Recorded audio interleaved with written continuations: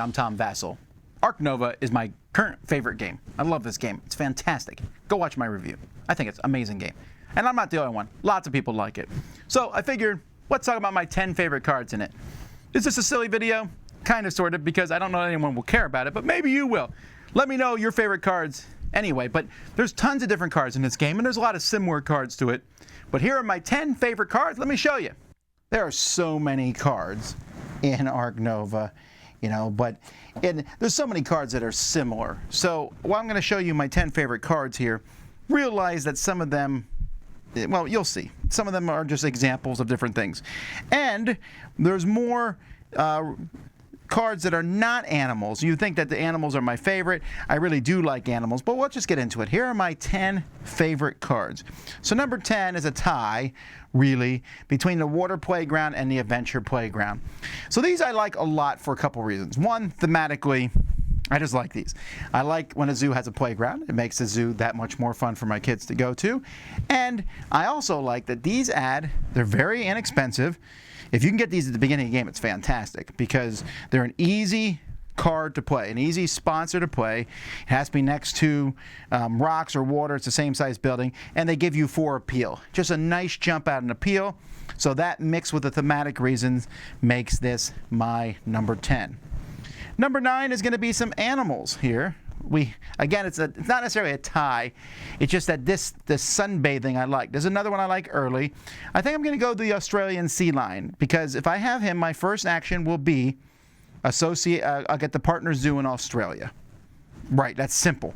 But then these aren't too bad to get out on the table. This one has no requirements. This one needs the Australian zoo, but I mean, I'll probably do that anyway.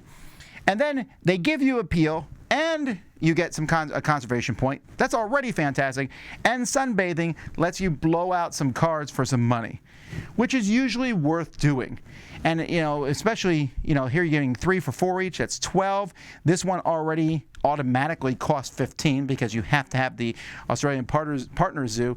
So if you have a decent hand size, then these cards are almost free for a nice jump in the game.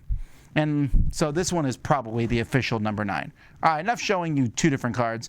Let's go down to just 1 card. So here we have, and it's just another example of a type. You'll know I'm a big fan of research icons. I notice a lot of people when they play, they're like, why do I want research icons?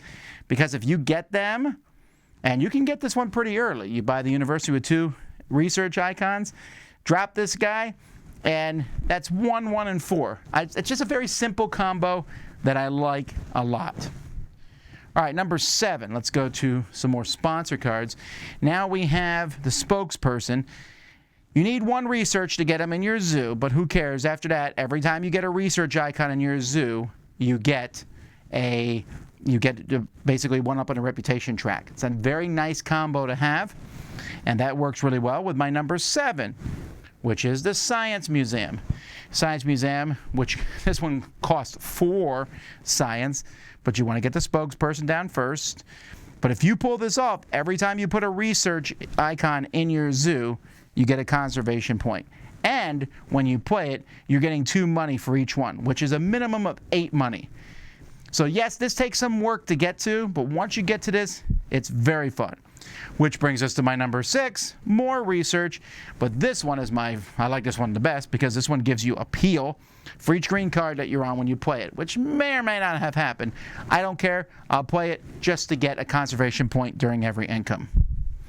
All right, let's stick with the science symbols here as we move into our top 4 cards. Number 4, the Sumatran tiger. Okay, part of this is the fact that I just really like tigers. But also, this is such a great, if I draw this in my opening hand, I'm like, yes!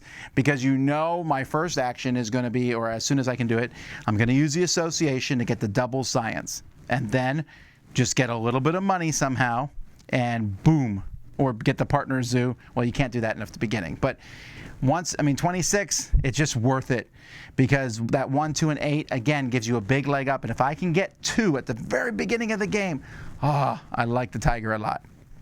Number 3 is the talented communicator. Now this one I like because it saves you a lot of trouble. So it's not one that you can play right away in the game, although if you can flip the one card and you get 5, this gives you an association worker. It has an end game thing about being up on a research track, that's fine. But getting that association worker takes a lot of stress off you, because if you want all 3 association workers, but you also want to flip 4 cards, you normally can't do that. This gives you that option. So this is one, when I see it, I'm very happy. Number 2 is the side entrance. Yeah, I don't have to put all my buildings next to each other. Put this on 2 border spaces. Doesn't need to be adjacent to other buildings. So that's good enough itself. Again, this is another one. If you get this in your opening hand, oh my. Because you can start on 2 opposite sides of the board. And this also gives you income for each building that's next to the side entrance. So that's pretty solid. And at the end of the game, gives you 5 if you cover your zoo. So if you get the side entrance, that immediately gives you a strategy. You want to cover that zoo as quickly as you can. Getting 5 appeal here, 7 appeal, 12 appeal total is just a nice thing to get. My favorite card from Ark Nova is the Global Breeding Program. And I just love this. When playing this card, you put 2 tokens on it. When you support a base conservation project, you can discard one of these as any icon. You're having a hard time getting that 5th Australian icon? Boom, it's on this card. You need a 5th primate? Boom, it's on this card. I love stuff like this. And again, it needs 2 of these. This is an interesting one to decide when to play, because you can play this pretty early in the game, but it doesn't matter. It's more of a mid-game card, but I just like the options that it offers. Okay, so those are my 10 favorite cards. Let me know your favorite cards in the comments below. Probably I would assume most people's favorite cards tend to be sponsors because they're more unique. There's a lot of animals that are similar and stuff. Or maybe you have a specific type of animal. Maybe you like venom when you play an animal, or maybe you like scavenging or snap or whatever it might be. Let me know in the comments what your favorite cards are, maybe a favorite combo of cards. And if you're sitting there watching this whole video and you're like, I still don't know what this game is about, play it. It's fantastic. Anyway, I'm Tom Vasel. Those are my 10 favorite Ark Nova cards. We'll see you next time.